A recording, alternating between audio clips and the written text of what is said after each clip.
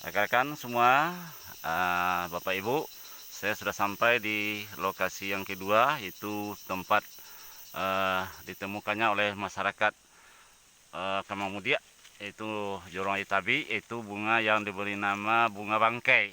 Ya, kita tidak tahu apa nama latinnya. Nah, ini bunganya pemirsa, dan juga sudah dipasang polis line untuk keamanan bunga ini.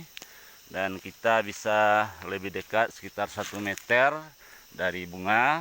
Nah, ini bunganya pemirsa, ya cukup indah, dikelilingi oleh buah yang merah-merah. Ya, kita coba ambil momennya dulu. Ya, di atasnya tuh sudah ada imbauan dari pemerintah Nagari Kamangmudia, sama dengan apa yang ada di bunga rafflesia tadi, ya. Nah, ini bunganya pemirsa. Kita coba abadikan lebih dekat lagi. Nah, ya kita ambil untuk satu batangnya, mulai dari pangkal sampai ke atas.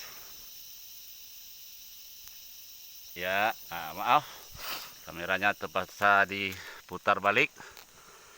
Nah, itulah dua lokasi pemirsa, itu ditemukannya bunga rafflesia dan bunga bangkai di hutan Jorong Nagari Ayatabi.